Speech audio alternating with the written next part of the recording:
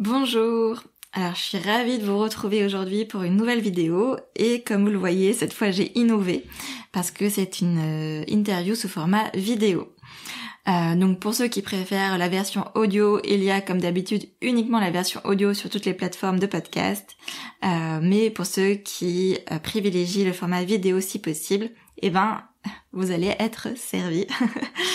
Par contre, je tiens à préciser dès maintenant que nous avons eu quelques petits soucis techniques au point de vue du son, justement, malheureusement.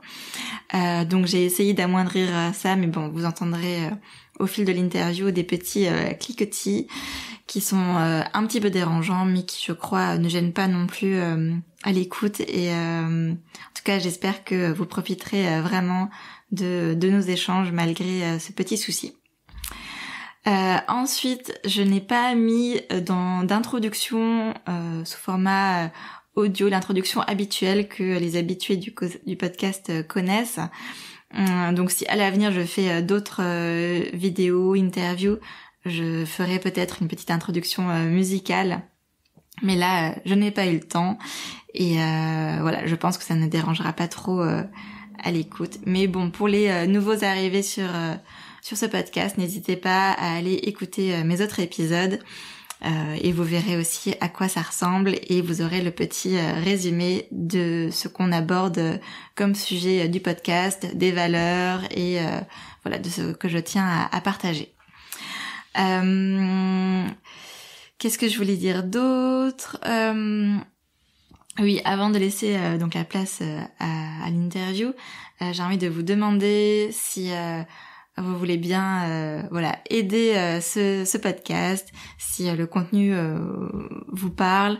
Voilà, n'hésitez pas à partager une fois que vous aurez écouté et puis surtout n'hésitez pas à liker, à commenter, à vous abonner parce que malheureusement, c'est comme ça actuellement que fonctionnent les algorithmes et donc c'est comme ça uniquement que le podcast peut gagner en visibilité et que donc voilà, les contenus que je partage qui moi me tiennent à cœur peuvent être partagés à un plus grand nombre. Donc voilà, je vous remercie d'avance.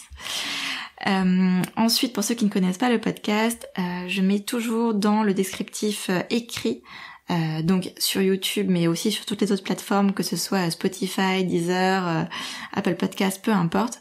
Vous trouverez toujours dans le descriptif écrit de l'épisode comment contacter l'invité, les citations que j'ai trouvées le plus inspirantes. Donc pour ceux qui sont comme moi un peu plus visuels qu'auditifs, ça aide.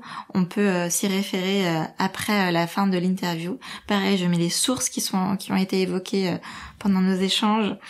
Et puis cette fois, vous trouverez également l'indication au niveau des chapitrages d'une division de l'épisode en 2 parties.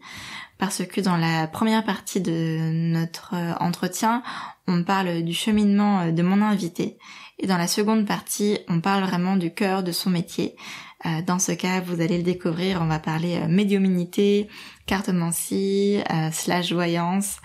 Et voilà, si c'est uniquement ça qui vous intéresse, n'hésitez pas à y aller directement, même si bien sûr moi je trouve que les récits de vie sont toujours extrêmement enrichissants pour tout le monde en fait, pour s'inspirer. Voilà, je vous souhaite une merveilleuse écoute. Bonjour tout le monde. Alors je suis super contente de vous retrouver aujourd'hui avec Fanny. Fanny, c'est quelqu'un que je connais depuis 2 ans environ, mais que j'ai rencontré pour de vrai il y a quelques jours. Donc sinon, on s'était rencontrés sur une formation en ligne.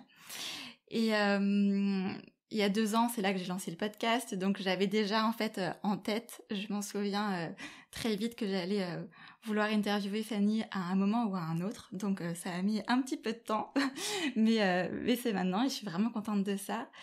Parce que vous allez le voir, moi ce qui m'a vraiment touchée chez Fanny, c'est son énergie très très posée, très ancrée, très douce, qui moi qui suis assez agitée et tout ça, voilà, m'attire pas mal.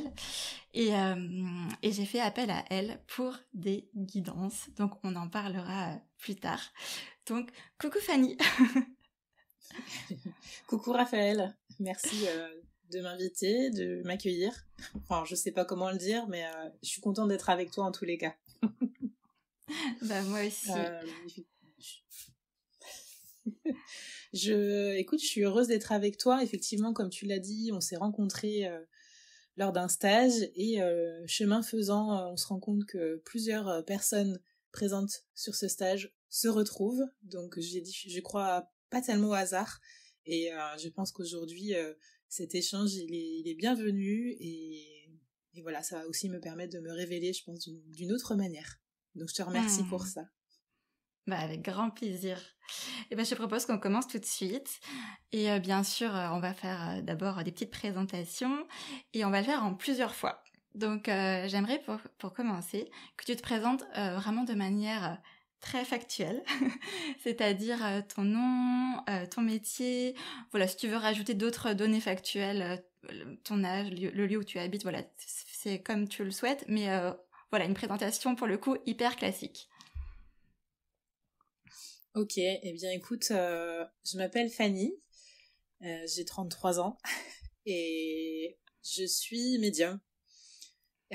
Au-delà de ça, j'ai beaucoup de mal à me mettre dans une case, mais voilà, je suis un canal qui œuvre avec différents outils sensoriels pour accompagner des personnes à travers des séances individuelles. Voilà.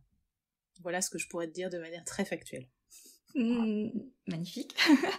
Et si maintenant tu voulais rajouter quelque chose, voilà, qui nous permettrait d'apprendre à te connaître de façon un peu plus personnelle, est-ce que tu aurais envie de rajouter une petite présentation? Oui, alors je dirais que je suis un être en cours de révélation, en cours d'éclosion, et à travers toute cette période qu'on vit, qui m'a apporté donc beaucoup et qui m'a aussi appelé à me reconnecter à ce chemin qui est le mien aujourd'hui, eh bien j'œuvre en espérant œuvrer de manière la plus juste possible, la plus éclairante possible pour les êtres qui croisent ma route. Et voilà, je dirais que je suis un être qui a pour but personnel, individuel, en tout cas dans le cœur, de suivre le mouvement qui nous est proposé aujourd'hui sur le plan collectif, mais aussi à travers ce que je suis au quotidien auprès de ma famille, de mes amis, de mes proches directement. Et tout ça, comme tu l'as un petit peu évoqué, dans le plus de douceur possible, dans cette nature qui est la mienne, quoi. Voilà ce que je pourrais dire. Ouais, bah, je trouve ça magnifique. Bah, ouais, ça me parle beaucoup, ça me touche ce que tu dis. Donc pour poursuivre, j'ai une question. Voilà, je sais pas si c'est une question que tu peux répondre de façon succincte ou pas. Donc si tu peux y répondre en quelques mots, je te propose qu'on y réponde tout de suite. Et sinon, eh ben on y répondra au fur et à mesure de l'interview, je pense. Mais ma première question, sinon, donc tu t'appelles Fanny, mais ton activité s'appelle Aima et tu te présentes, je crois, sur ta chaîne YouTube aussi sous le nom de Aima. Est-ce que tu préfères qu'on t'appelle Aima, Fanny? D'où vient cet autre nom? Voilà, je sais pas si c'est une question à laquelle tu peux répondre en quelques phrases. Si, bien sûr. C'est une vraie question et en fait, ça va être difficile d'y répondre en quelques mots, mais bon, en tout cas, mon prénom civil, c'est Fanny. Et Aïma découle de mon deuxième prénom, qui est Raïma. C'est un prénom musulman qui m'a été donné depuis la lignée paternelle, puisque je suis descendante de mon papa qui est originaire du Togo, et son père lui-même était était musulman en tout cas, de confession. Et donc c'est mon grand-père qui avait choisi l'intitulé de mon deuxième prénom. Et quand j'ai eu l'opportunité de développer ce nouveau projet, la question de l'appellation, de l'identité s'est vite amenée à moi. Et donc j'ai dû trouver un autre nom, puisque je ne voulais pas employer le mien directement. Ok. Et donc je me suis je me suis dit que Raïma, c'était un petit peu dur dans la prononciation. J'ai souhaité retirer le R, ce qui m'a amené à Aïma. Et ce qui est très drôle, et je le comprends aujourd'hui, c'est que quand je rajoute le R, quand je redistribue les lettres, je retrouve Maria. Et plus j'avance, plus je sais que la figure de Marie, sans aucune religion quelle que soit, est quand même un archétype très fort et qui est de plus en plus sur mon chemin. Donc je suis en train de comprendre des choses dans l'essence même de mon deuxième prénom et de ce nom aussi que j'ai choisi, Aïma. Voilà. Ok. Mais du coup, c'est ok quand voilà, que je t'appelle Fanny pour cette interview. Oui, bien sûr. Ouais. Oui, sans problème. Ok, d'accord. Bon, de toute façon, on va creuser tout ce cheminement-là. Mais donc, dans ce podcast, j'ai l'habitude de commencer, en fait, par un retour en arrière, mais très en arrière, c'est-à-dire au moment de l'enfance. Donc, si tu veux bien nous dire, quand tu étais petite, ce que tu aimais faire, si tu te souviens. Eh bien, j'ai pas beaucoup de souvenirs de moi étant petite, mais j'en ai quand même quelques-uns qui ont été marquants. Alors, je dirais que j'étais une enfant très introvertie, très calme, limite ayant peur de s'exprimer. J'ai toujours le souvenir de mon père qui me pose une question et je lui réponds en chuchotant. Et il me dit mais je ne t'entends pas, parle plus fort. Et je ne pouvais pas en fait, je voulais me faire toute petite, qu'on me voit le moins possible. J'aimais beaucoup partager des moments avec les grands, les adultes, à table, dans des moments de partage, d'échange entre amis, avec mes parents. Je préférais être avec les grands plutôt qu'avec les plus petits, ou les gens de mon âge en tous les cas. Un imaginaire débordant, je dirais. Beaucoup besoin d'exprimer ce que j'étais par l'intermédiaire de la créativité, donc par des choses assez manuelles. L'école, c'était pas trop mon truc. Je n'étais pas du genre non plus à avoir beaucoup de copains. En tout cas, ouais. Non. Oui, voilà. Et je dirais que le rapport à l'invisible était déjà quelque part présent, sans qu'on m'ait mis sur cette voie-là par l'intermédiaire de quelconque apprentissage, sensibilisation ou enseignement, quoi. Donc je pourrais le développer plus tard, peut-être cet aspect-là, mais je sais que dans mon fort intérieur, en tous les cas, j'avais cette croyance qui était que si je fais le bien, je récolterai le bien. Et si je fais le mal, il y aura peut-être des choses un peu plus sombres qui pourraient m'arriver. Voilà. Il y avait quelque chose de cet ordre-là assez ancré. Voilà ce que je peux dire pour parler de mon enfance. Ouais. Parfait. Est-ce que juste tu te souviens si tu avais des rêves en particulier, que ce soit des rêves de métier ou de voyage, je sais pas, des rêves?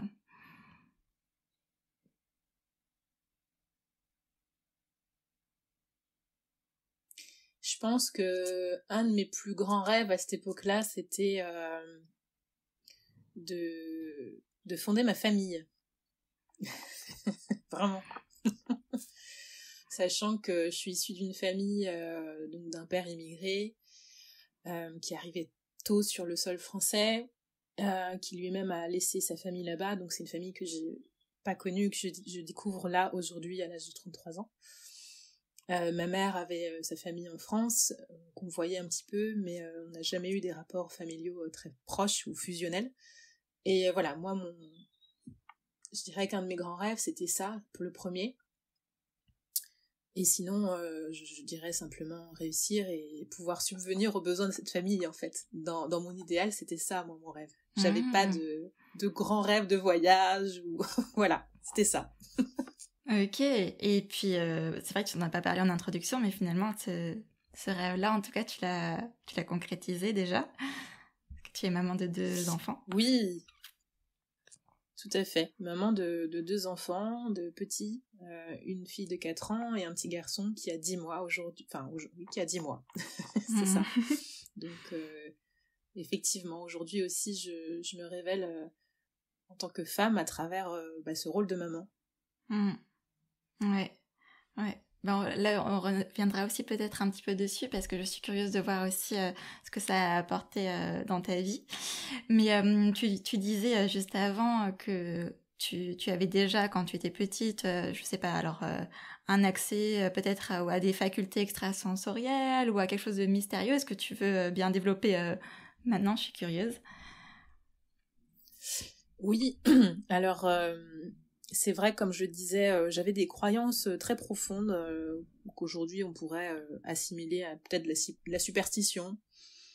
Et c'est vrai que très tôt, je sentais en tous les cas dans le lieu où j'habitais en tout cas il m'est arrivé de sentir des présences.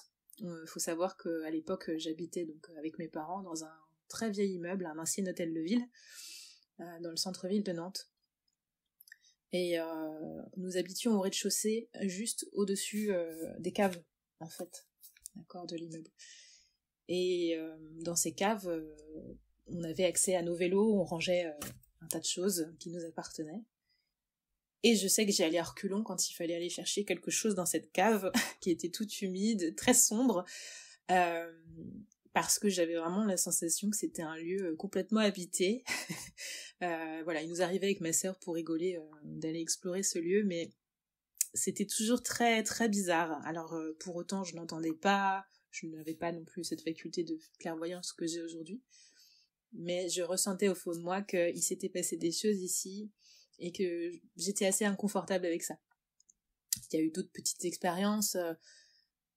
Toujours quand j'habitais cet appartement, une nuit, je sais pas quel âge je devais avoir, entre 7 et 8 ans, il m'est arrivé d'avoir une paralysie du sommeil totale, et le sentiment que je ne pouvais vraiment plus bouger et quelque chose était en train de m'accaparer complètement, tout le corps, tout l'esprit. Donc ça a duré, je ne saurais pas dire combien de temps, et en tout cas de ce fait-là, les nuits qui ont suivi pendant très longtemps, quand je m'endormais, je devais me mettre de la tête aux pieds sous la couette, vraiment couvrir le moindre recoin de mon corps, parce que j'avais peur que cette énergie revienne à moi. Et je me souviens aussi, j'avais une mezzanine, pour monter à mon lit, il y avait une échelle à barreaux, et je me dépêchais pour pas qu'on m'attrape les pieds. Dans ma tête, il fallait pas qu'on me rattrape. J'avais vraiment ce sentiment qu'il y avait des présences qui m'entouraient. Voilà, et puis bon, il y a d'autres anecdotes, mais ça sera difficile de tout raconter. Voilà à peu près la teneur. Ok. Et tu disais que il y avait beaucoup de superstitions, et ça, c'est pas quelque chose qu'on t'a inculqué, ou peut-être d'ailleurs, ça fait partie aussi d'une question, peut-être que ça se rejoint. Dans quel cadre spirituel, toi, est-ce que tu as grandi? Eh bien, donc il faut savoir que, comme je l'ai exprimé tout à l'heure, mon papa descendait d'une lignée où son père était musulman. Lui avait refusé cet enseignement-là. En tout cas, on lui avait proposé le choix puisque sa maman était catholique. Donc il a eu la chance d'être bercé et de grandir dans un foyer avec une double confession, ce qui était quand même très rare à l'époque et dans son pays d'origine. Et donc lui a un peu mis ça au placard, et il est arrivé un petit peu vierge de tout ça. Donc il n'a rien souhaité nous transmettre à ce niveau-là, au niveau de la confession.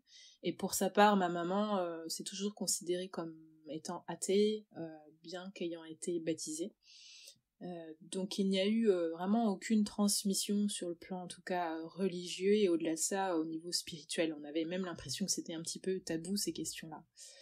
Et en même temps, j'allais dire étrangement, mes parents se sont intéressés et ont même pratiqué le bouddhisme pendant près de 10 ans.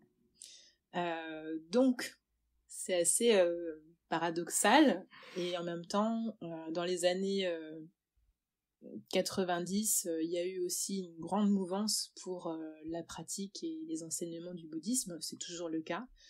mais c'était, je pense, encore plus présent à cette période-là. Et donc je suis arrivée, je suis née dans ce, comment dire, ma mère pratiquait le bouddhisme quand elle m'attendait. Voilà. Donc ça, c'est un fait. Au-delà de ça, il y a eu des bruits de couloir disant que du côté de ma maman, sa propre mère guérissait mon grand-père avec ses mains qui étaient très très chaudes, mais sans pour autant parler de magnétisme, d'énergie, d'invisible. Voilà. Donc voilà dans quel contexte moi j'ai grandi. Ok, donc il y avait quand même en tout cas des petites histoires un petit peu dans la famille, un peu voilà, mystérieuses, si on peut dire ça comme ça. C'est ça, mystérieuse, mais on n'avait pas envie de creuser. On sentait le tabou derrière. Ah oui, ok, ok, quand même, ça marche. Et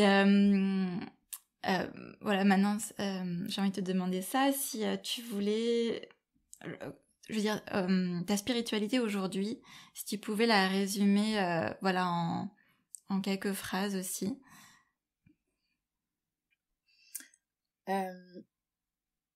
Ma spiritualité, alors déjà c'est un mot qui est compliqué pour moi à intégrer parce que ça ouvre plein de tiroirs.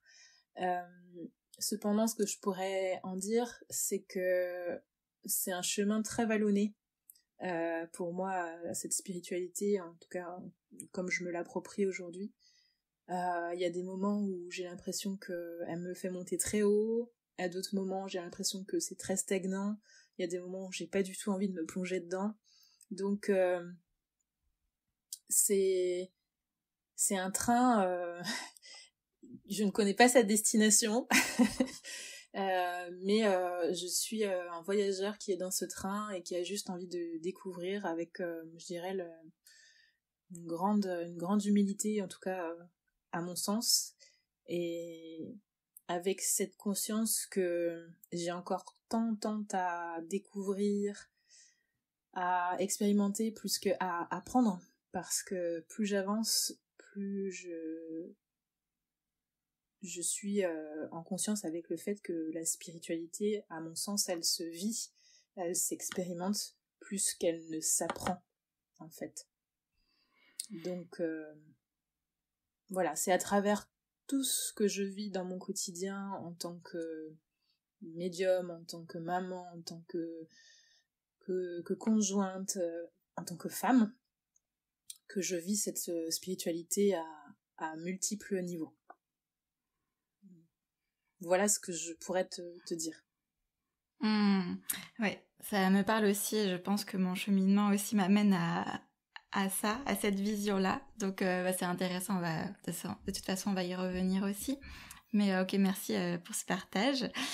Et la question que j'aime aussi beaucoup poser, pour revenir un petit peu à l'enfance, et après on passera à la suite de ton cheminement, c'est est-ce qu'il y a une phrase que tu aurais aimé entendre quand tu étais petite et que tu n'as pas entendue? Et peut-être toi d'ailleurs qui es maman, que tu tiens à transmettre, à dire à tes enfants.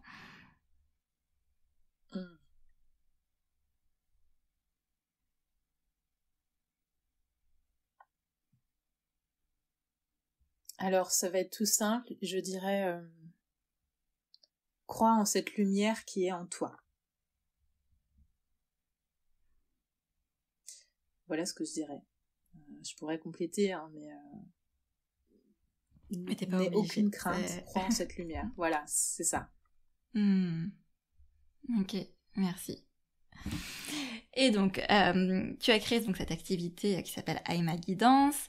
Alors, j'aimerais quand même savoir comment tu en es arrivée là, parce que je sais, on en a un petit peu parlé, tu as fait des études de biologie, me semble, et après tu as travaillé dans ce domaine-là, tu me diras si je me trompe. Donc ça doit faire 2 ans, quelque chose comme ça, que tu t'es lancée de façon professionnelle dans les guidances. Donc si tu voulais nous résumer un petit peu... voilà, ton choix d'orientation en biologie, est-ce que c'était simple ou pas? Pourquoi t'as fait ce choix? Pourquoi t'as changé? Voilà. Ok. Alors, pour reprendre le fil, Il faut qu'on commence au lycée. Ok. D'accord. Donc là, je vais te faire l'histoire, je peux pas la faire courte. Donc ça remonte au lycée. Effectivement, à cette période-là, je me questionnais beaucoup sur ce qu'allait devenir la suite de mon chemin. J'avais pas un bon niveau, pas spécialement un bon niveau d'études. Voilà, j'étais vraiment l'élève lambda. J'étais très intéressée par la créativité, l'architecture m'intéressait beaucoup, le dessin, etc. Mais pour autant, je croyais pas en moi. Je me disais, bon, c'est pas ma voie. De toute manière, mes parents n'auront pas les moyens de me payer une place en école d'architecture, donc il va falloir trouver un autre plan.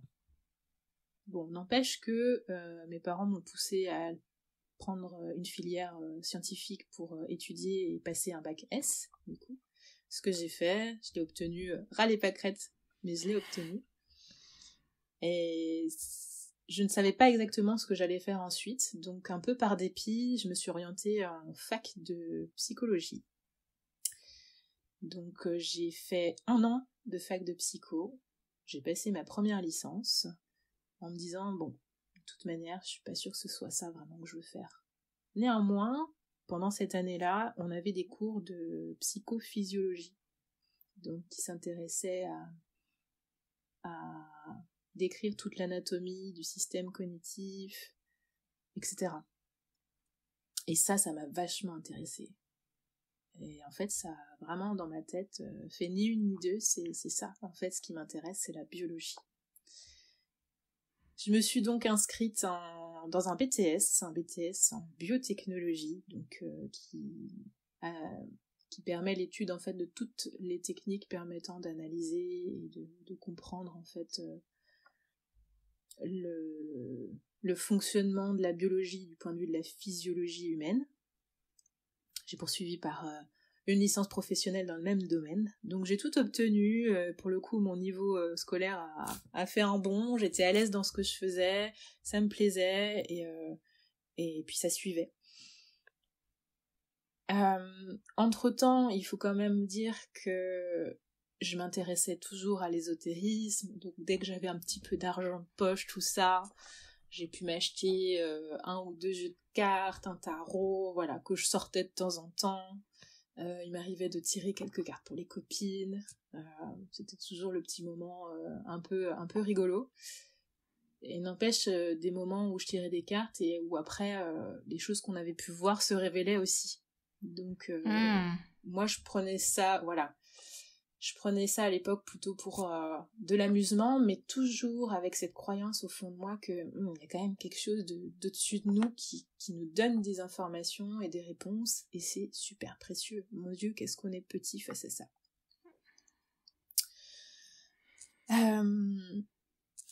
Donc j'obtiens ma licence en biotechnologie et très rapidement je postule, j'intègre une unité de recherche à l'INSERM où on travaille sur le cancer du cerveau.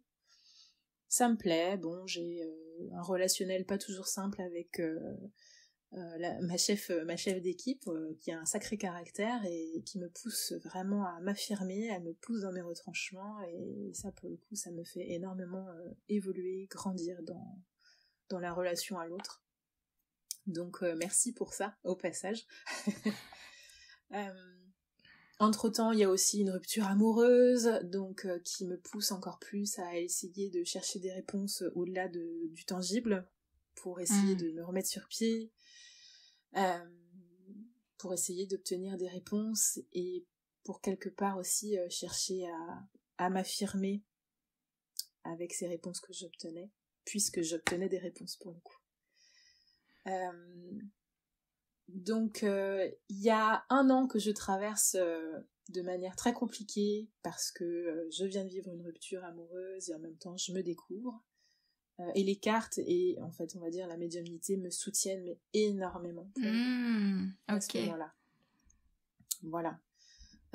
Parce que dans mon fort intérieur je demande de me mettre sur la voie la bonne personne, celle qui va m'aider aussi à accomplir cette mission que je me fixe qui est de fonder ma famille avec des idéaux plein les yeux. Donc je demande. Et les cartes me révèlent des choses pour le coup vraiment troublantes encore aujourd'hui et qui sont tout à fait en lien avec ce que je vis, avec la personne qui m'accompagne, avec qui j'ai eu mes enfants. Donc ça se traduit réellement aujourd'hui. Donc cette rupture, voilà, 1 an passe, je rencontre mon amoureux et donc je suis embauchée dans une boîte privée cette fois-ci, toujours en lien avec la santé, la recherche, la biologie. Donc c'est vraiment une double file, hein. J'ai le côté scientifique d'un côté et le côté invisible de l'autre qui se trame aussi. Et j'essaye de connecter les deux tant bien que mal. Ok. Je continue ou pas? Parce que je te fais le fil, hein. Bah, tu me dis. J'ai plein de questions qui pop comme ça, mais en même temps, je crois que je vais te laisser. C'est juste peut-être alors une petite parenthèse par rapport à la médiumnité.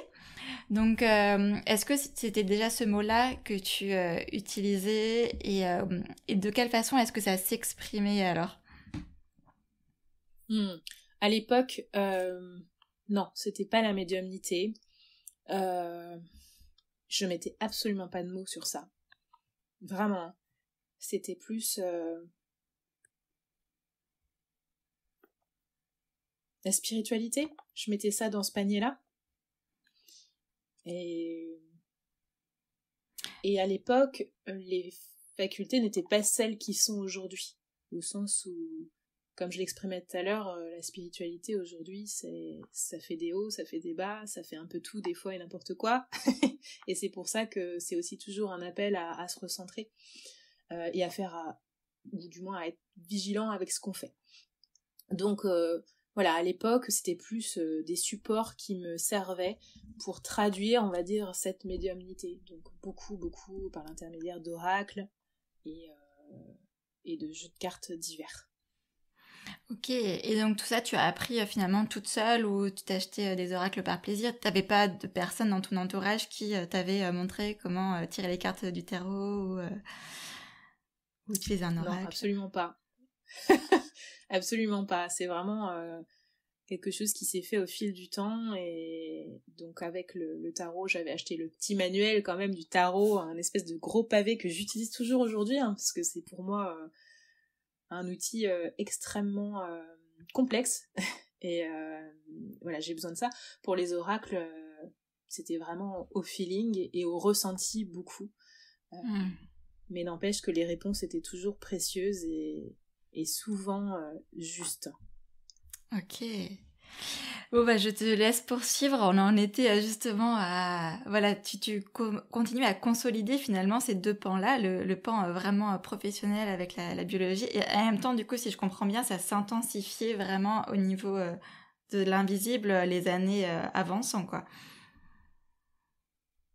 Oui, c'est ça, avec cette intensité, mais avec encore une fois, des hauts, des bas, avec des petites expériences, avec l'invisible. Voilà, tout ça très ponctué et dans le long terme, en fait.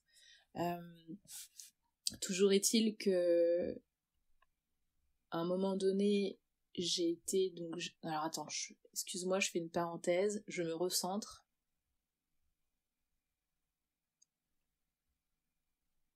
Oui. Ça y est, j'y suis. Du coup, en 2020, à cette grande période qu'on a vécue de manière planétaire avec cette menace pour le collectif qui était ce méchant virus, je vis un grand bond dans ce qui est ma spiritualité, comme bon nombre d'entre nous. Et à l'époque, je travaille dans une start-up qui développe des outils thérapeutiques et qui travaille avec des gros labos pharmaceutiques. J'ai pour statut technicienne de laboratoire, donc je suis à ma petite paillasse, j'ai ma blouse blanche et mes pipettes. Et entre-temps, je tombe enceinte de ma fille. Donc ça a été une époque très chargée pour moi, et par l'arrivée de ma fille, et par ce contexte qui nous est tous tombé sur le bout du nez. Euh, et ça, mis bout à bout, ça a contribué à une grosse ouverture de mes capacités. Avec ce besoin de se rattacher à quelque chose de... Ouais. Ça a vraiment permis une ouverture qui m'a donné accès à une autre vision de ce qu'est l'invisible, dans le sensoriel, dans la perception. Voilà. Et est-ce que ça t'a pas fait peur? Si t'as des questions, vas-y. Ouais, si ça t'a pas fait peur, tout ça? Parce qu'en fait, finalement, si je comprends bien, jusqu'à ce moment-là, t'avais toujours personne à qui en parler, ou je sais pas si t'avais des amis, des proches qui étaient ouverts à tout ça. Non, c'est vrai que pour le coup, à l'époque, j'ai absolument personne à qui en parler, quoi. La seule personne avec qui je pouvais en parler ouvertement, c'est ma grande sœur, qui a elle aussi des capacités. En tout cas, elle n'en vit pas, et je pense qu'elle-même, elle n'en est pas persuadée. Mais en tout cas, elle a toujours été très disponible et très à l'écoute pour parler de tout ça, puisqu'elle aussi pouvait parfois me raconter des anecdotes avec l'invisible. Je vais pas en parler, mais c'est drôle. Donc non, pour le coup, j'ai absolument aucun accompagnement, je ne suis pas de formation en lien avec la spiritualité, j'expérimente tout par l'être que je suis. Et pas de peur Voilà. Alors, les peurs, il y a une fois où j'ai eu très peur. La fois où j'ai eu très peur, c'était d'ailleurs chez ma sœur, en région parisienne. Elle m'avait invitée à séjourner chez elle. Et elle est partie travailler un matin, donc moi je vais à la douche et je décide de me laver les cheveux, donc j'ôte mon élastique de ma chevelure, je le pose sur le rebord du robinet, je me douche, puis je sors de la douche et en fait je ne trouve plus cet élastique. L'élastique a disparu. Je fais le tour de la salle de bain qui fait 2 mètres carrés, je ne le trouve pas. Donc, je sors même de la salle de bain à un moment donné en me disant, c'est pas possible, j'ai dû le laisser dans le salon. Je reviens dans la salle de bain, l'élastique était posé au milieu de la vasque. Voilà. Et donc là, oh là là, mon sang ne fait ni deux. J'appelle ma sœur qui est au travail, je lui dis, écoute, il va se passer un truc très bizarre. Elle me dit, bon écoute, t'inquiète pas, effectivement il se passe des choses incompréhensibles dans cet appartement. L'autre nuit, la chaîne Hi-Fi s'est allumée toute seule. Moi-même, j'étais en train de dormir et j'ai senti une présence au bout du lit qui m'appelait par mon prénom. Je l'ai moitié perçu, une espèce d'ectoplasme un peu blanc. Voilà. Donc ça, je pense que ça a été l'expérience, clairement pour moi, la plus flippante. Sinon, mis à part ça, il n'y a pas de peur particulière et curieusement, je me sens toujours extrêmement bien accompagnée et hyper en confiance, en tout cas, dans ce qui m'est donné de voir. Et je pense que la relation aux peurs, elle se travaille aussi. Enfin, c'est pas qu'elle se travaille, mais plus on avance, plus on se rend compte qu'il n'y a pas de raison d'avoir peur. Voilà. Oui, mais c'est vrai que c'est rigolo parce que quand je compare avec moi-même, quand j'ai commencé à me rendre compte de tout ça, c'est vrai que je me suis sentie très seule. Et j'ai très vite cherché à trouver des explications du monde, que ce soit sur YouTube ou d'une toute autre manière.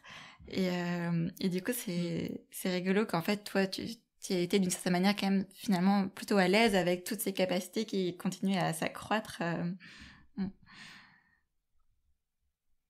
Oui, c'est vrai que ça peut être surprenant, surtout venant d'un monde où j'ai étudié la science, un milieu quand même très terre à terre, dans la recherche scientifique, où néanmoins j'ai toujours eu ce regard par rapport à la biologie qui est que, mais en fait, comment un corps humain, toute cette machinerie peut être si bien huilée, si bien orchestrée, en fait, ce n'est pas possible. Ce n'est pas possible. il y a vraiment quelque chose qui nous surpasse, de bien au-dessus de notre condition, nous, d'être humains, qui permet, en fait, à cet organisme de vivre, de survivre, quoi. Il y a vraiment cette notion de souffle divin que je peux dire aujourd'hui et sur lequel j'avais pas les mots avant, mais c'est ça, clairement.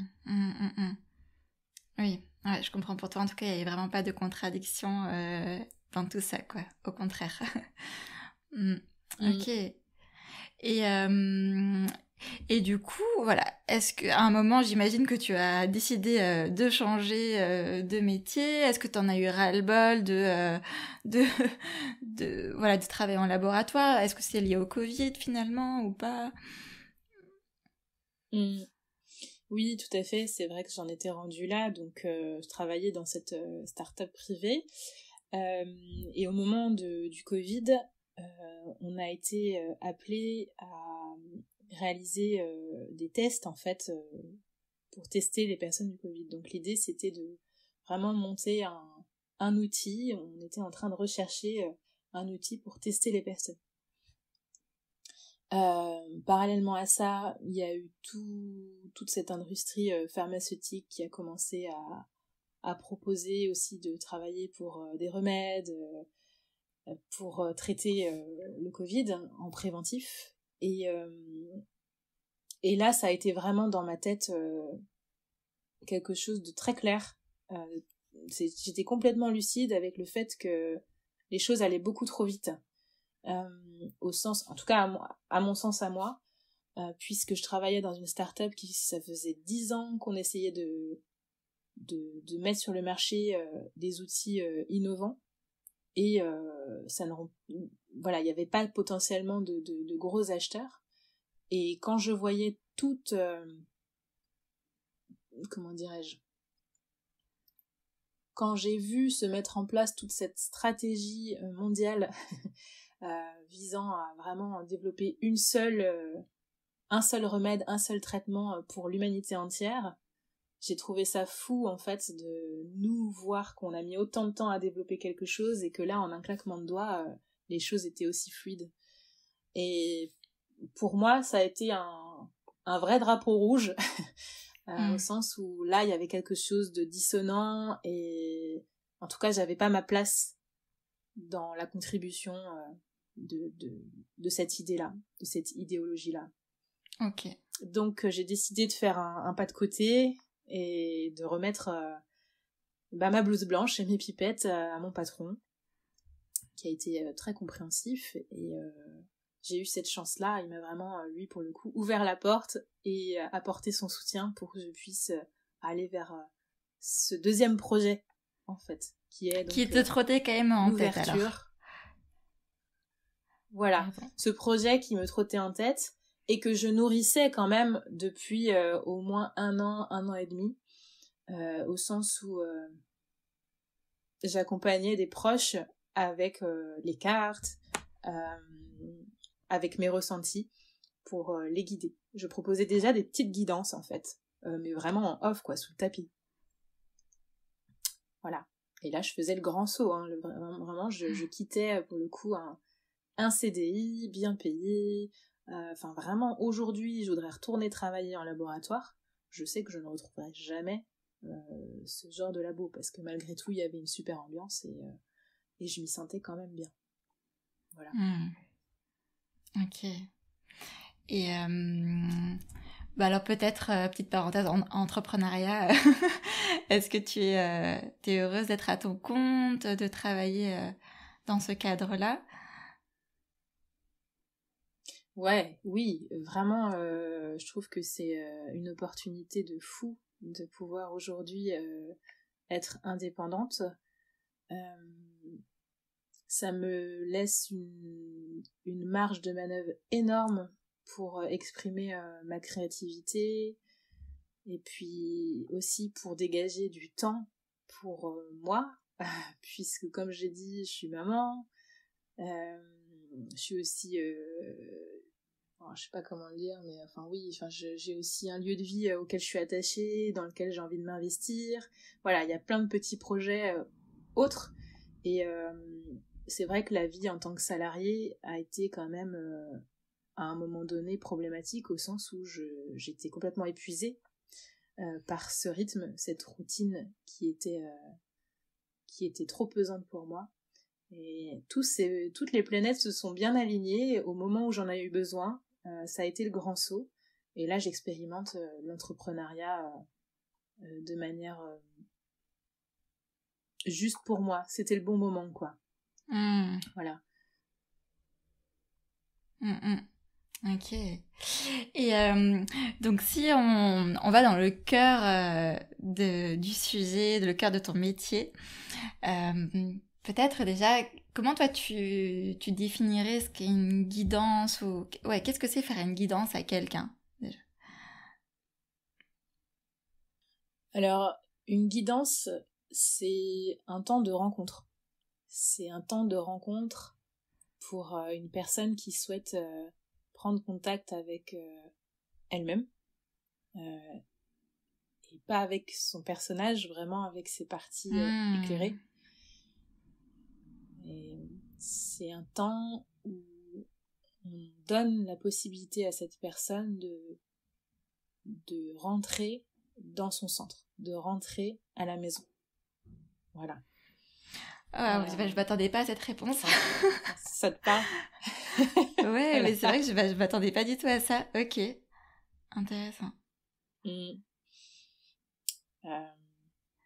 Après, moi je suis là en tant qu'accompagnatrice, en tant que vecteur de la voix de cette même personne, de la voix de ses parties éclairées. C'est-à-dire que je vais créer un dialogue entre le personnage et la partie éclairée de la personne, avec ce qu'on appelle les guides, les présences, les êtres de lumière. Bon, on peut mettre plein d'étiquettes.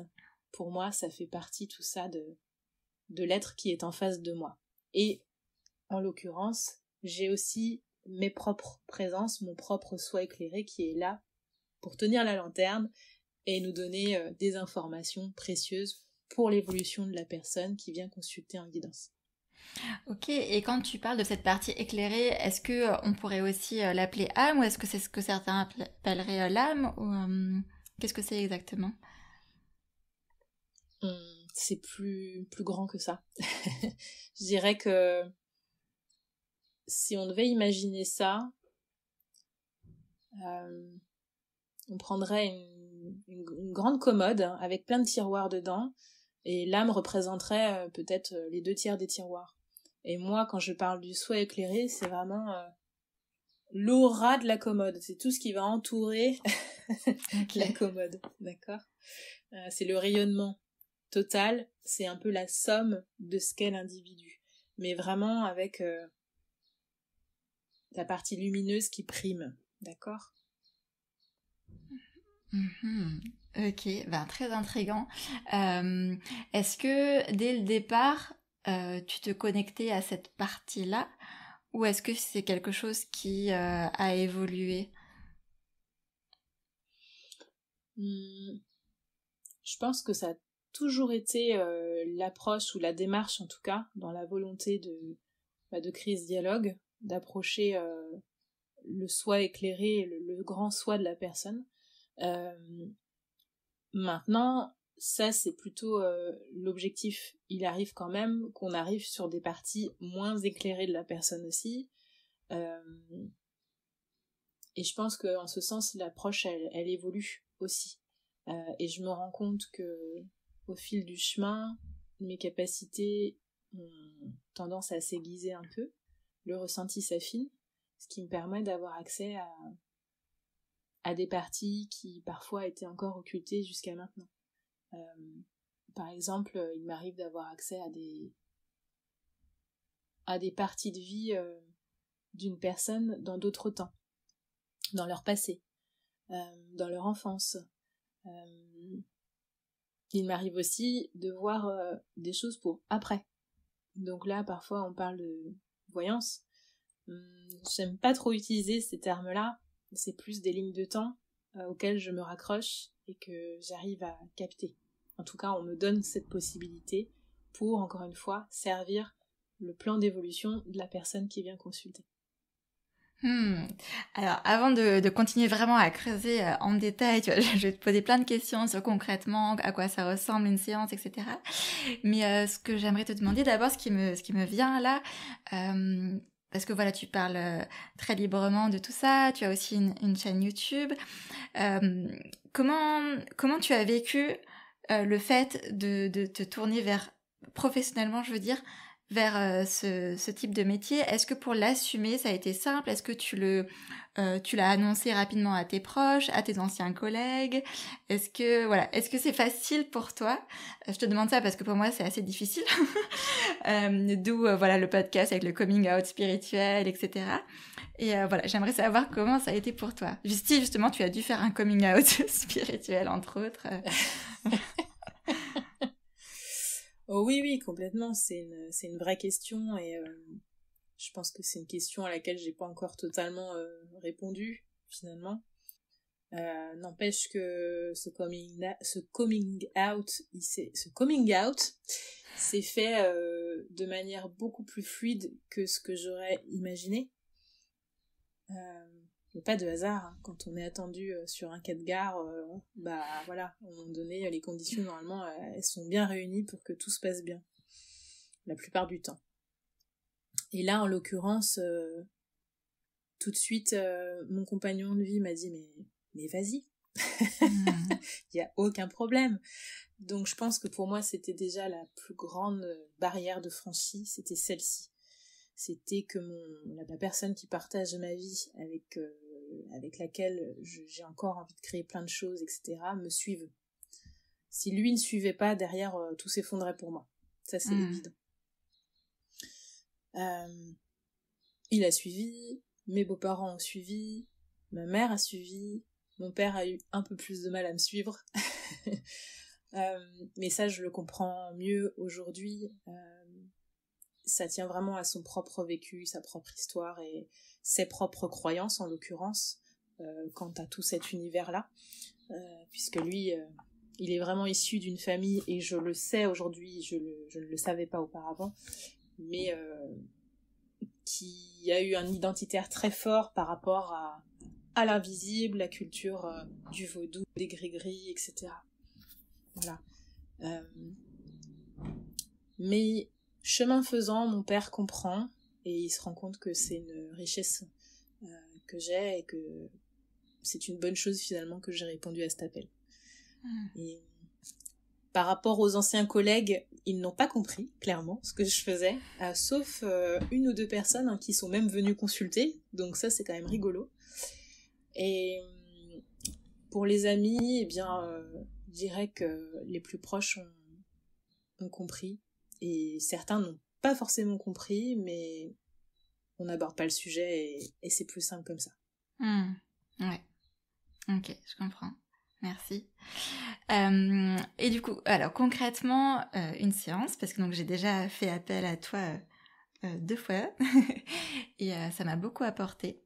Et donc, je sais pas si c'est à chaque fois comme ça que ça fonctionne, mais en tout cas, avec moi, donc tu commençais pas tout de suite par des cartes, c'est-à-dire que d'abord, voilà, tu me présentais un petit peu des informations qui t'étaient venues du coup par la voix médiumnique, et après il y avait un petit échange, et ensuite seulement venaient les cartes. Est-ce que voilà, c'est cette manière-là de procéder? Est-ce que tu peux nous en parler un peu plus en détail? Tout à fait. En fait, l'idée c'est de commencer l'entretien, ou plutôt l'échange avec la personne, le dialogue, par une partie de ce que j'aurais perçu en me connectant à elle. Donc avant de lancer la séance, je prends toujours un temps que je consacre pleinement à aller chercher de l'information sur la personne, grâce à mes capacités médiumniques. Donc on va me donner des mots, des phrases, je vais voir parfois la personne dans une situation particulière, tout ça, je consigne ça, et quand on démarre l'entretien, je propose à la personne de lui transmettre tout ce que j'ai capté sur les différents plans émotionnels, psychiques, karmiques, tout ce que j'ai pu voir, eu la possibilité de voir. Et après ce temps-là, je demande à la personne de se positionner, de me dire si ça fait du sens pour elle ou non. Et puis ensuite, on va vers les attentes de la personne. Donc, je demande à la personne quelles sont ses intentions pour cette séance, s'il y a des domaines qu'elle souhaite éclairer plus que d'autres, pour pouvoir orienter ensuite l'entretien et lui fournir les clés dont elle souhaite bénéficier pour avancer derrière. Ok, et donc tu viens de dire que tu demandes par exemple non pas par exemple, que tu demandes vraiment à la personne de se positionner en fonction de ce qu'elle vient d'entendre. Est-ce que parfois ça ne parle pas du tout à la personne? Est-ce que parfois c'est à côté? Voilà, comment est-ce que ça arrive? Eh bien, je dirais que dans 99% des cas, la personne me dit mais c'est fou en fait, vous lisez en moi. Et même moi en fait, je me rends compte que souvent j'ai la personne en visio, je vais prendre mon carnet et puis je vais lui débiter tout ce que j'ai vu. Et j'ose même pas la regarder parce que je me dis que le moindre regard peut me perturber. Me dire attends, tu es en train de dire n'importe quoi. Donc j'ai pris pour habitude de vraiment lire mon carnet. Voilà, je lis, je dis prenez des notes. Puis après je remonte la tête, je dis bon alors ça vous parle ou pas? Et la personne me dit mais oui c'est moi en fait. Et c'est même perturbant parce que ça va sur des choses même physiques. Encore ce matin j'étais en séance avec une personne et on m'a montré visuellement en vision cette personne se tordre le ventre de douleur comme ça. Bon, j'évoque ce fait-là à la personne, je lui dis vous avez mal au ventre, vous avez des soucis au ventre? Oui, j'ai un souci de perméabilité intestinale, grosse intolérance au gluten et autres. Voilà, ça va être des petites choses comme ça en fait, qui paraissent anodines, mais n'empêche que j'ai l'info. Voilà. Donc voilà ce que je peux en dire. Je sais pas si ça t'intéresse de savoir un petit peu les perceptions, comment elles arrivent. Je te laisserai me dire après. Oui, bah ça m'intéresse. Je sais pas, peut-être si j'allais te demander, moi, si tu voulais nous expliquer un petit peu ce que c'était la différence entre le tarot, les oracles, tout ça pour ceux qui connaissent pas trop. Mais si tu trouves plus pertinent aussi qu'on parle d'abord justement de ta façon de canaliser, je te laisse voir. Ok. Allons sur la canalisation.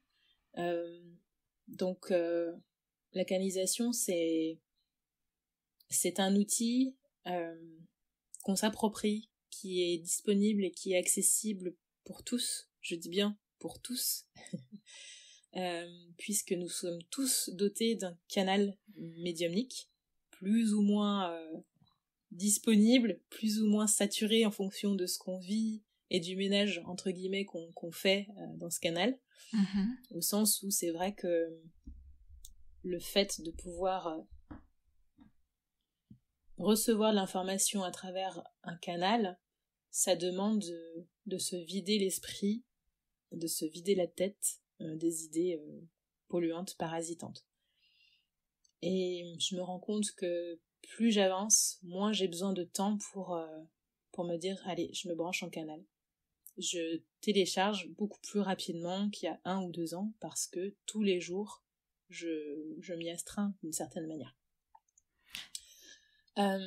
Donc le canal, oui, dis-moi si tu as des questions. Oui, peut-être. Donc tu dis voilà que le canal peut être par exemple saturé, etc. Et tu avais parlé aussi un peu avant justement de fait de te recentrer. Donc j'imagine que c'est en lien, c'est-à-dire que donc là tu as besoin de moins de temps, mais c'est-à-dire qu'avant chaque séance tu prends un temps pour te recentrer et puis bon après le fait que le canal soit plus ou moins on va dire nettoyé, ça c'est j'imagine sur la longueur surtout que ça se fait. Oui, c'est vrai que donc avant chaque séance j'ai cette partie où je vais demander en fait qu'on me transmette les informations sur la personne et juste avant ça je fais un temps où je me centre, vraiment j'essaie de faire le vide dans mon fort intérieur, où je demande aussi à être accompagnée par les présences lumineuses qui souhaitent être là, disponibles. Et puis c'est parti. Alors avant, je faisais encore plus de choses, je faisais la prière, ceci, je disais le petit mot, le geste, le machin. Mais en fait, plus j'avance, moins j'ai besoin de ça. J'arrive tout de suite à revenir dans le centre. Voilà. Je sais plus quelle était ta question, Raphaël. Oui, non, c'était ça, tout à fait. Mais excuse-moi, du coup, moi, je t'ai un petit peu interrompue, je crois, parce que je crois que tu voulais poursuivre avant sur justement le canal et l'arrivée des perceptions. Oui, c'est ça. Donc, en fait, l'idée, c'est que je me place vraiment dans une posture de vide intérieur. Donc, ce vide génère un appel sur un plan ou une strate plus large que moi, plus haute que moi. Et c'est comme un entonnoir qu'on pourrait visualiser au-dessus de sa tête. L'information est canalisée et vient se traduire soit sous la forme d'un son, je vais entendre une phrase ou un mot, soit sous forme vraiment de projection mentale sur l'écran mental. Donc je ferme les yeux, ou parfois j'ai même les yeux ouverts, où je vois la personne en situation ou une image, souvent et très souvent même sous la forme de symbolique qu'il va falloir derrière interpréter pour la faire rentrer dans un contexte pertinent en fonction de la question qui a été posée juste avant. Et donc tu dis, voilà, on a tous ce canal. Donc, ah oui, pardon, il y a un petit décalage, je crois, du coup, vas-y, je te laisse poursuivre. Ouais. Et donc, en fonction de la nature de la perception ou de l'information qui arrive, on va parler soit de clairaudience pour l'oreille, soit de clairvoyance pour la projection mentale. Il y a d'autres canaux qui existent, la télépathie, la clairsentience, parfois le fait de ressentir une odeur qui peut nous rappeler la présence d'un défunt, une odeur forte par exemple de cigarette, une odeur d'outils, de rouille, enfin voilà, il peut y avoir des manifestations diverses. Je reviens quand même sur la clairaudience. On n'entend pas un son qui vient de l'extérieur en fait, c'est vraiment au niveau du cœur, comme si ça jaillissait, comme si le mot ou la phrase jaillissait du cœur. Et c'est plus en fait une fréquence qui vient se traduire derrière un mot. Voilà. C'est super précis, merci beaucoup. Ouais, très, très intéressant. Et toi, en fait, t'as appris tout ça toute seule au fur et à mesure, tu t'es jamais formée, en fait. Non, je me suis jamais formée. N'empêche que j'ai quand même beaucoup lu, je me suis informée par ce merveilleux outil qui est Internet. Aujourd'hui, on a la chance de pouvoir avoir accès à un recueil d'informations sur l'ésotérisme, sur la spiritualité, sur la médiumnité. Et en même temps, c'est un peu un fourre-tout. Donc, encore une fois, le meilleur outil qu'on ait, c'est soi pour expérimenter. Voilà. Et c'est ça. Ouais, c'est super important de le rappeler. Donc, merci. Et justement, donc tu disais qu'on a tous ce canal. Et pour quelqu'un qui souhaiterait essayer de le développer seul, comme toi tu l'as fait, est-ce que tu aurais des conseils pratico-pratiques? Je dirais chaque chose en son temps. Ça, ce serait la première phrase, règle numéro 1. Si j'ai envie d'explorer cette partie-là de mon être, je me laisse du temps et je n'essaye pas de griller les étapes. Ce serait à mon sens une erreur. Deuxième règle, je dirais, je suis humble avec ce que je suis. Parce que je pense que plus on plonge dans cette humilité, plus c'est là qu'on a des cadeaux, qu'on a des informations précieuses. Et c'est là aussi qu'on ne se raconte pas d'histoire, parce qu'on a vite fait de tomber dans des jeux de rôle, où on se prend pour dans cette vie-ci, j'ai été ci, et cela, et du coup j'ai fait ci, et j'ai fait ça. Et c'est pas ce qu'on nous demande aujourd'hui. Donc, ouais, ça ce serait le deuxième point important. Et troisième point seulement, une fois que ces deux étapes-là seront bien acquises, c'est je me recueille en moi, en soi. Et c'est là que je vais avoir les informations. C'est pas à l'extérieur, tout est en soi. Tout demeure en soi, réellement. On peut avoir accès à tout. Et c'est aussi en ce sens que la médiumnité, c'est un outil magnifique et qui peut aussi être à double tranchant, c'est-à-dire qu'on peut absolument tout voir, si on le souhaite. Ok. Je dis pas que je suis en mesure de le faire, je dis que c'est une possibilité au vu de ce que aujourd'hui je perçois et je me sens capable de me dire tiens, je vais aborder tel sujet, ok, je me connecte. Donc en fait, c'est un outil qui est puissant. Et c'est bien pour ça que je dis que ça peut être à double tranchant, ça peut être aussi une arme quelque part. Et mon Dieu, c'est pas en ce sens qu'on est appelé à l'utiliser. Voilà. Ouais, bah, merci pour cette précision. Et justement, si on continue sur ce sujet-là aussi d'éventuels, on va dire, dangers, parce que je trouve que c'est important d'en parler, surtout dans ce domaine-là. Oui, donc parce que c'est vrai que dans ce domaine-là, il y a un petit peu à boire et à manger, comme on dit.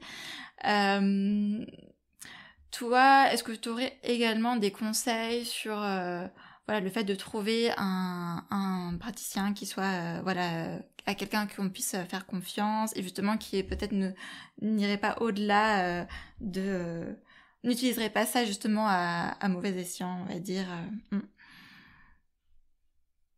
Je pense que la meilleure garantie qu'on puisse avoir sur un praticien, c'est le bouche à oreille. Franchement, il n'y a rien de mieux. Après, si vraiment, justement, on n'a pas de repère, on n'a personne qui est allé consulter cette personne, mis à part le ressenti de ce qu'on éprouve en prenant peut-être un premier contact avec la personne, en écoutant sa voix, en essayant de sonder un petit peu ce qu'est la personne de cette manière-là, on peut voir si la personne elle a l'air quand même sincère dans l'humain et dans le cœur, ou si au contraire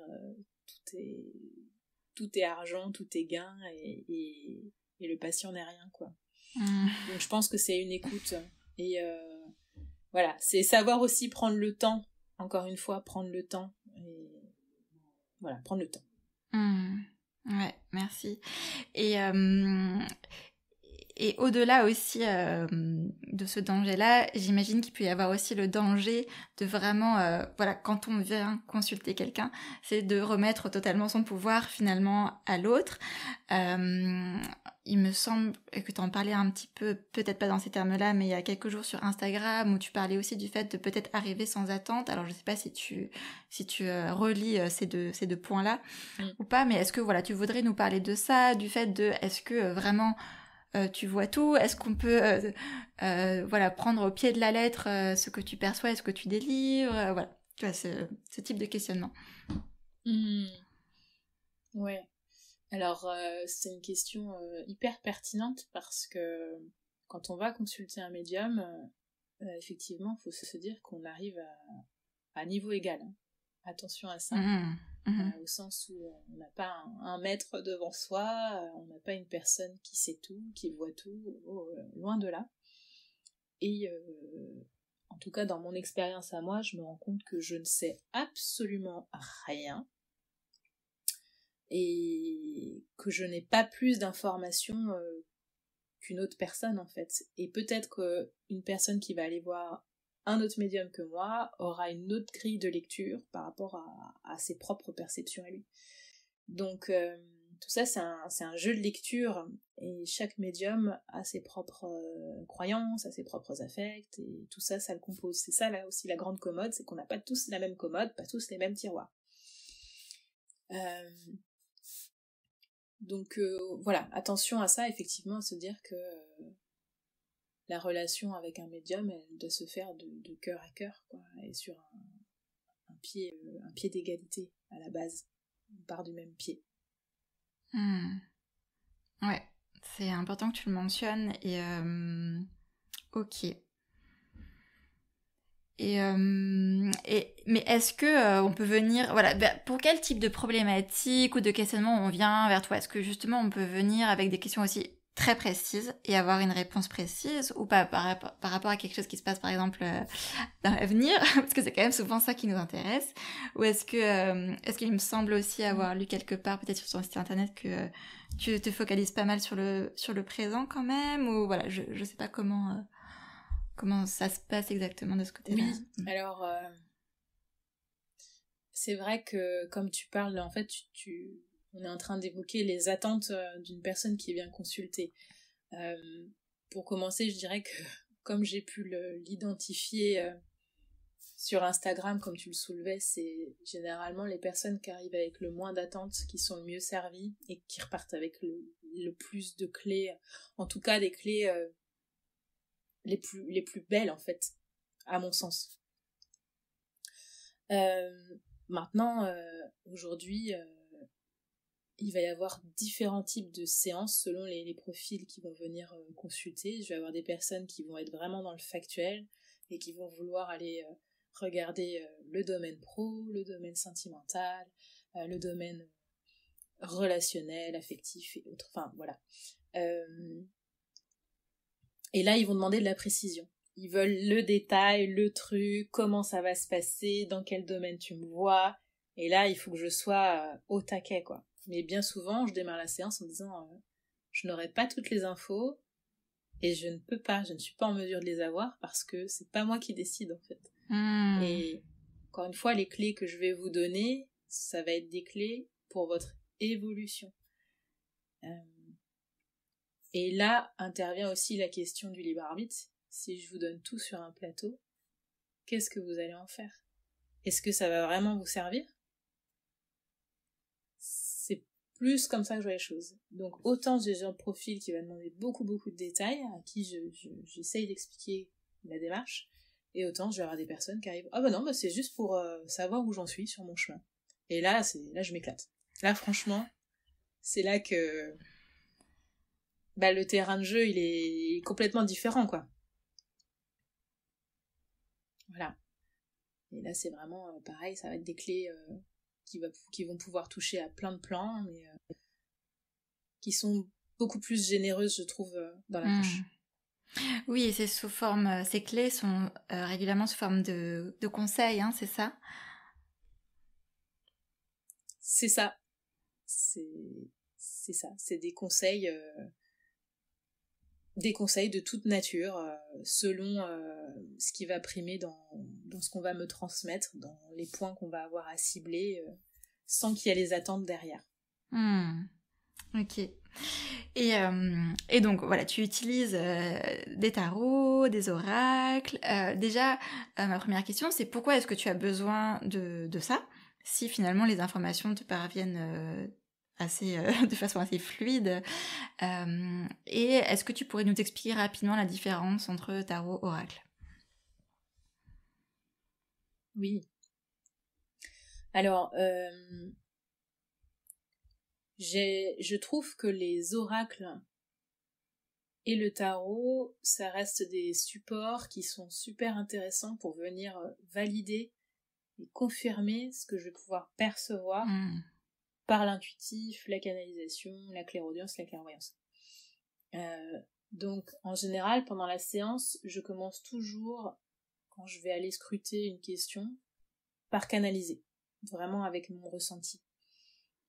Et derrière, pour vraiment étayer, je renforce avec un support que sont les cartes.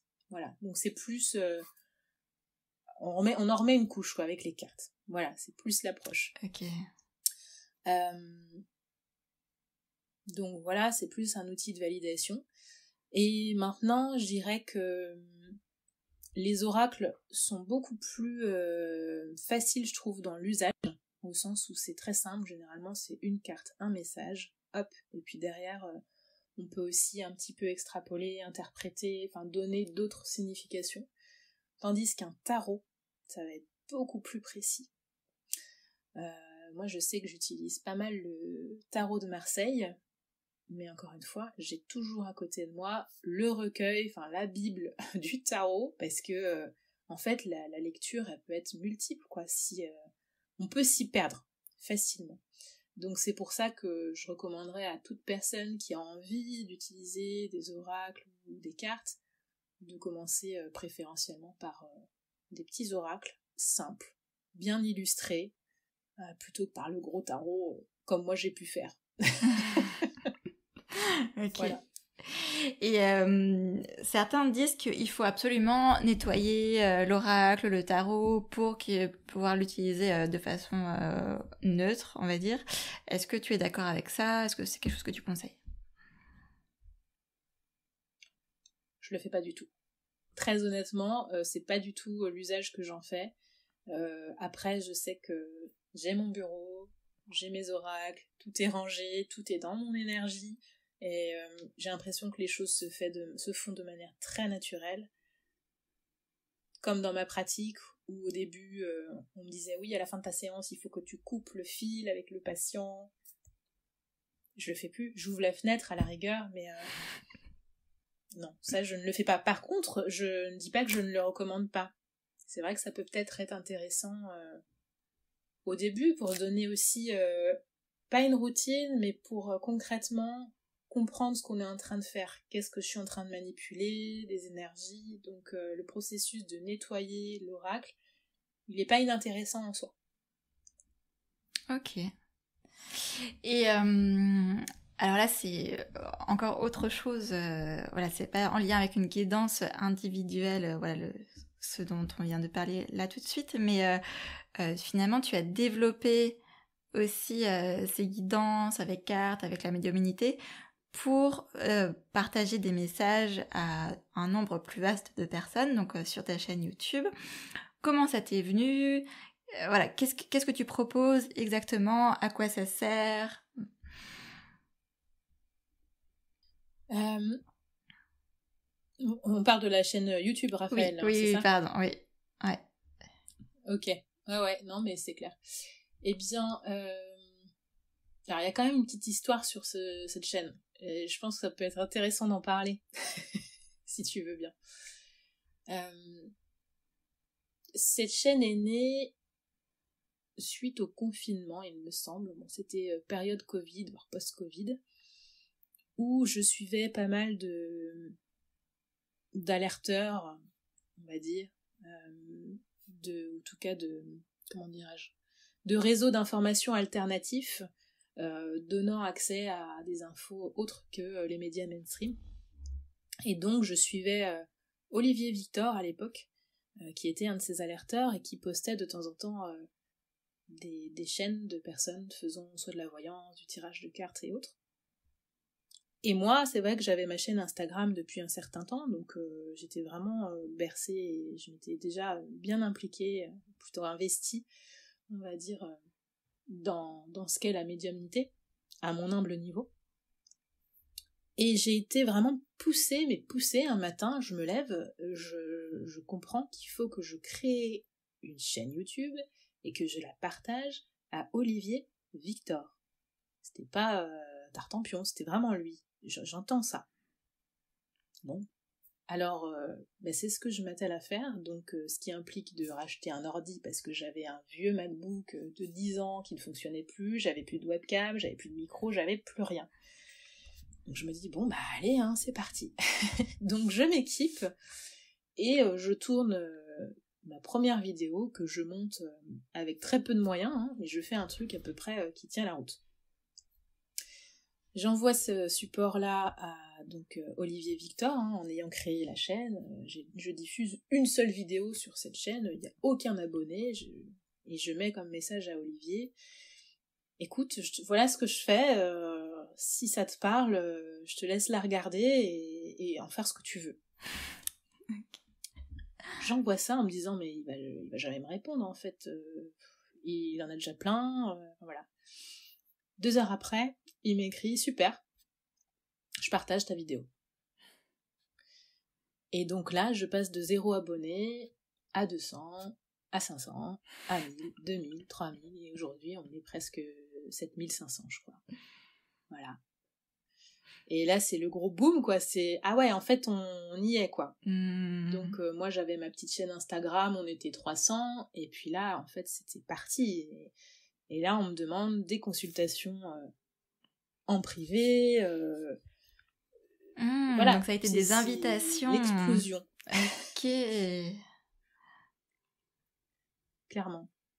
Et pour finir là-dessus, ce qui est très drôle, c'est que c'était un chemin de flou pour moi. Je me disais, mais attendez, est-ce que... Alors c'est bien d'avoir des abonnés, mais est-ce qu'ils vont venir en consultation? Est-ce que ça va marcher mon truc, quoi?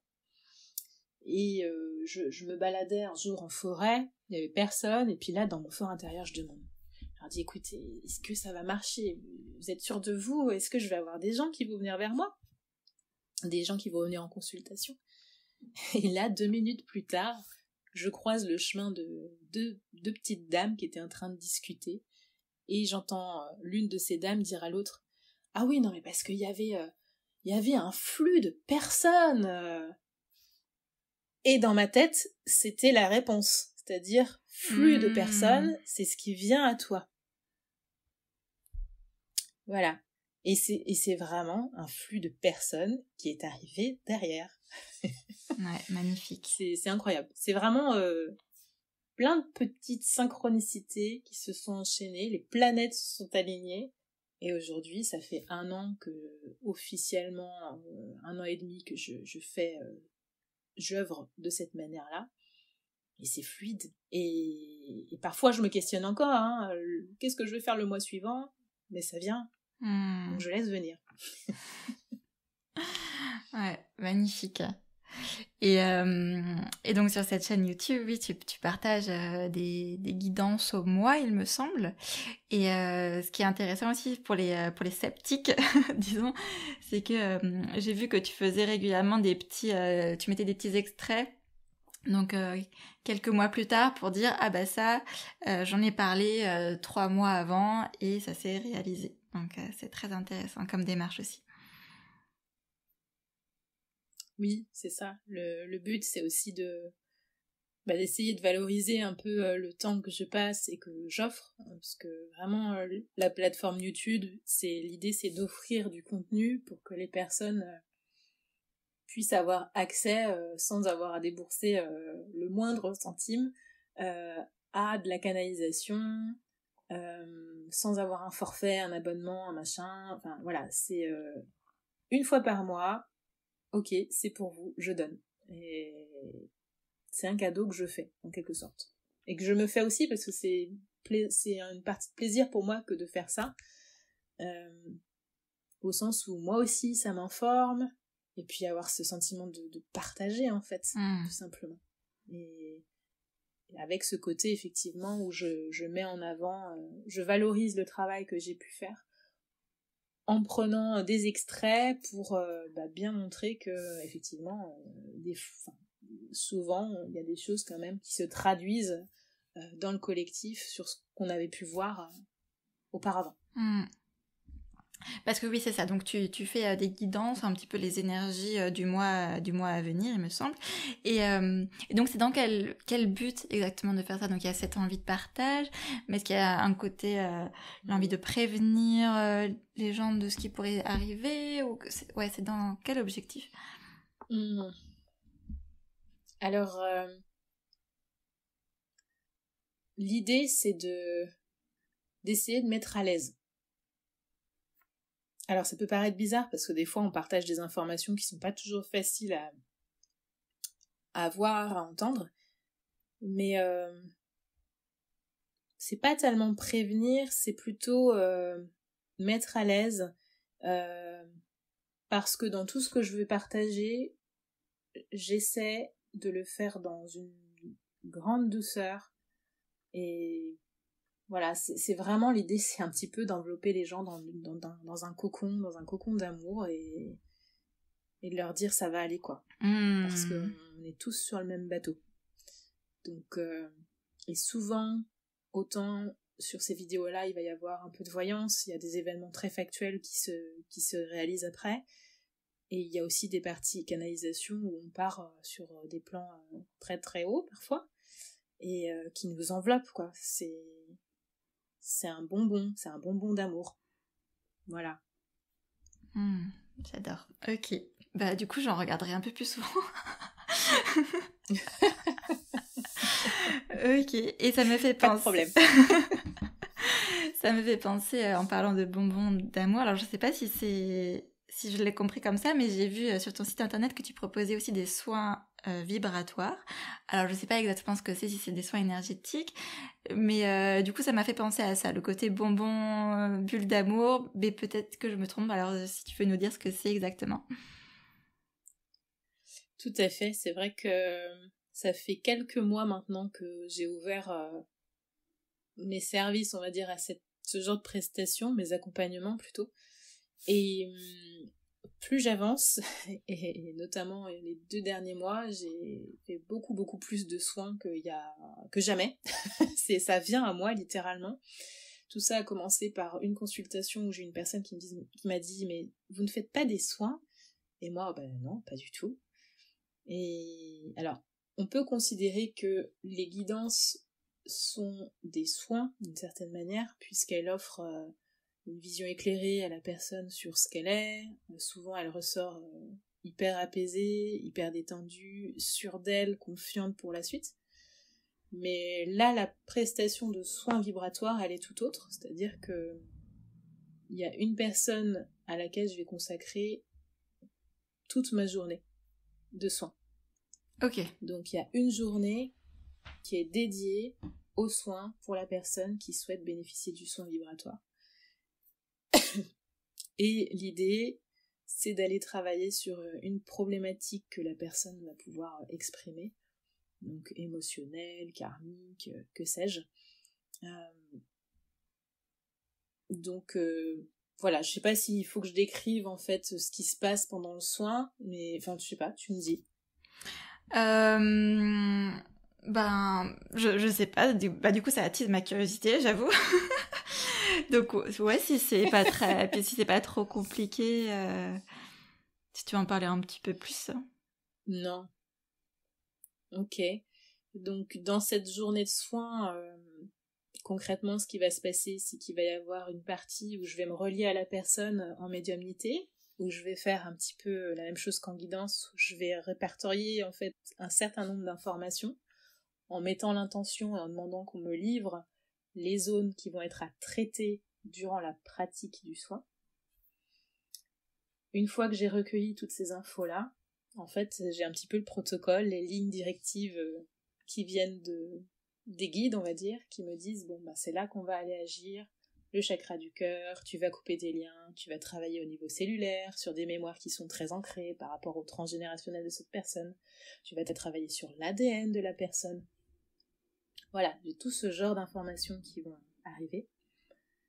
Arrive l'heure de la pratique, où je demande en général à la personne d'être le plus détendu possible, pas en activité, on se pose, et là on y va, donc la personne s'allonge, elle est chez elle à distance, moi je suis chez moi, et par l'intermédiaire de sa photo, je vais aller faire mon travail avec mes mains, les énergies que je visualise, que je projette, que j'insuffle sur la personne, avec des symboliques, des représentations qui vont me permettre soit de vider une énergie quand il y en a trop, pour recréer un équilibre, etc., etc.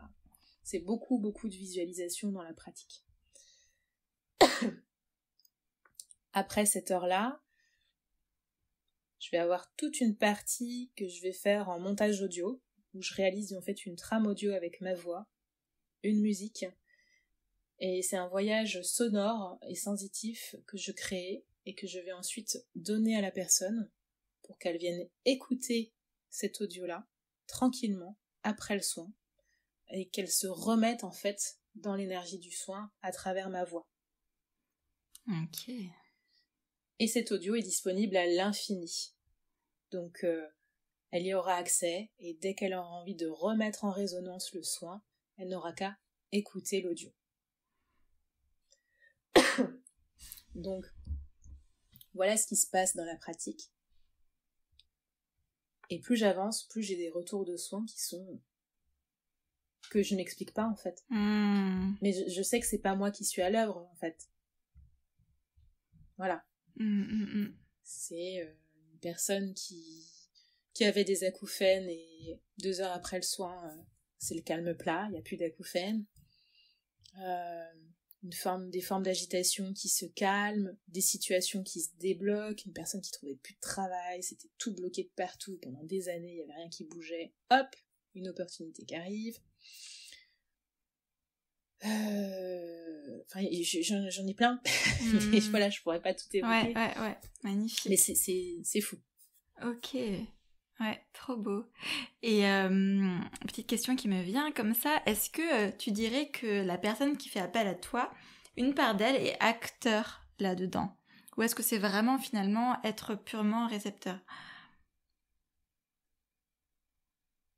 C'est un juste équilibre des deux.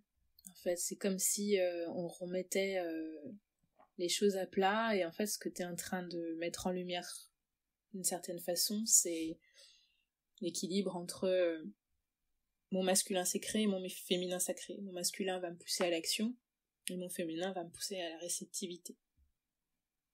Et on voit bien que le chemin de la moindre résistance est souvent quand l'équilibre il est juste, et c'est là qu'on avance.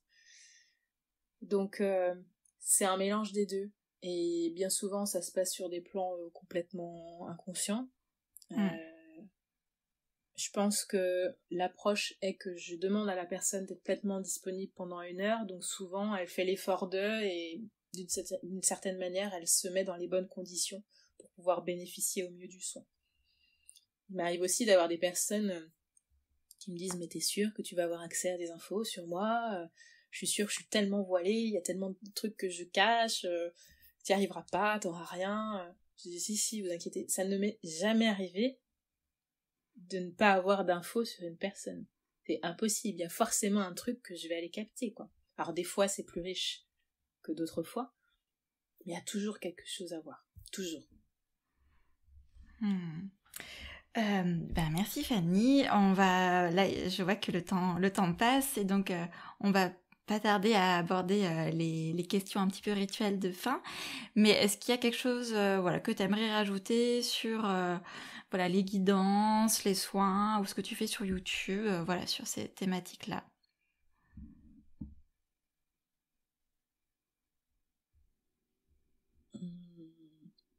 Ce serait pas tellement sur moi que je voudrais laisser un message par rapport à mon activité, c'est plus peut-être j'entends un appel pour le collectif, pour toutes les personnes qui se sentent appelées à s'élever ou à aller vers cette quête de vérité de qui ils sont. C'est un appel à s'écouter profondément, parce que on a besoin que les gens soient dans leur axe pour que les choses se rééquilibrent dans ce contexte qui est pas toujours simple au niveau de notre actualité du point de vue de l'humanité.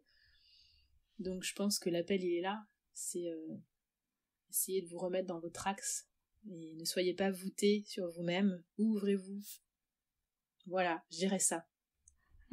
Merci. Justement, c'était une question aussi que je voulais te poser, qui pour moi est en lien, c'est est-ce que toi tu aurais des conseils pour réussir à mieux s'écouter au quotidien? Et du coup, pour moi c'est un petit peu en lien, le fait de se recentrer, de retrouver son axe.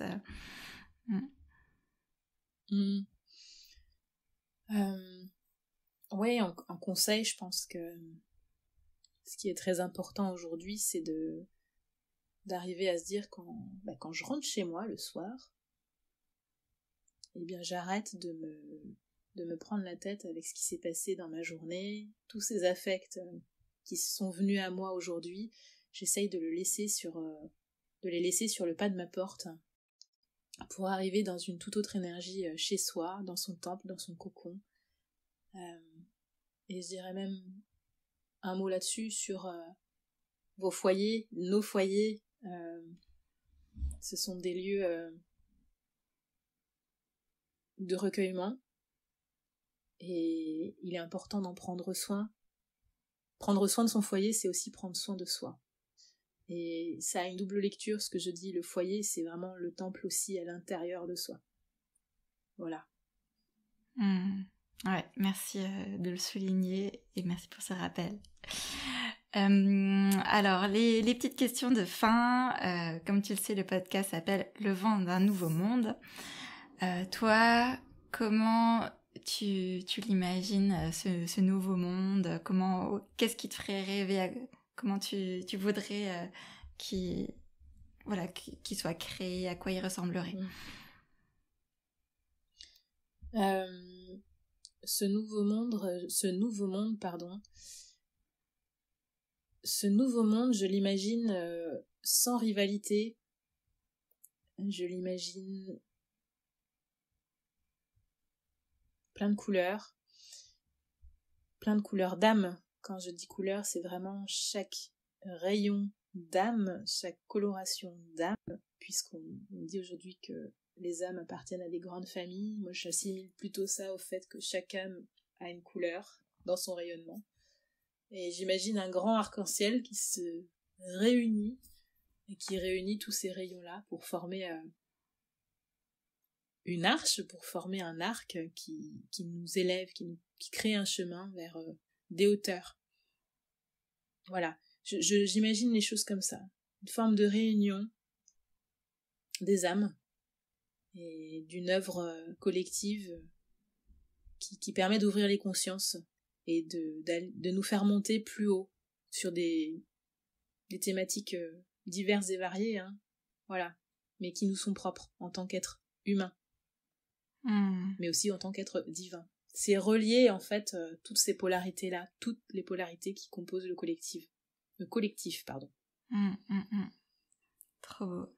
Et justement, est-ce que toi, t'es plutôt optimiste quant au fait que voilà, cette projection se réalise? J'essaye de l'être. Je dirais que dans mon cas, on est parfois beaucoup appelé à lire des grandes prophéties qui, pour bon nombre d'entre elles, dépeignent un portrait de l'humanité future, en tout cas dans les moments qu'on est appelé à vivre prochainement, pas toujours simple. Mais j'essaye de m'approprier une vision supérieure, on va dire, au sens où j'imagine que tout ça contribue à notre bien. Et c'est une œuvre qui est colossale, en fait, ce qui est en train de se passer. Et on y contribue tous. Donc, j'essaye d'avoir un regard optimiste, que ce soit pour moi, pour mes enfants, puisque aujourd'hui j'ai fait le choix d'avoir des enfants, et je pense que malheureusement, il y a de plus en plus de personnes qui ne souhaitent pas en avoir, sauf que on se doit de perpétuer quelque chose, et quelque chose de beau et de grand. Donc je sens que mon rôle il est là, il est multiple, ce rôle, et j'essaye d'œuvrer en partageant, en diffusant cet état d'esprit, cet état d'être. Voilà. Et je te remercie pour ça. Parce que je pense qu'on en a besoin. Et alors, tu as peut-être déjà répondu justement à la question d'avant, mais en général, je demande voilà, s'il y a encore un dernier message, vu que là, c'est l'opportunité. Bon, toi, tu as une chaîne YouTube, donc tu as souvent aussi l'opportunité de t'exprimer et de justement transmettre ce qui te tient particulièrement à cœur aussi. Mais voilà, est-ce qu'il y a autre chose là qui te vient, que tu aimerais dire? J'aimerais que les messages que toi tu portes, Raphaël, puissent s'envoler loin, haut, et permettre à toutes ces âmes qui ressentent l'appel dont j'ai parlé de s'ouvrir. Voilà, c'est vraiment ouvrir des portes là où il y a beaucoup aujourd'hui de cloisonnement. On a besoin de décloisonner pour que la lumière elle rentre, elle soit diffusée, elle soit partagée. Donc on a besoin de porteurs de lumière, on a besoin de gens qui vont créer comme tu le fais. Et voilà, c'est vraiment un message qui invite à l'ouverture.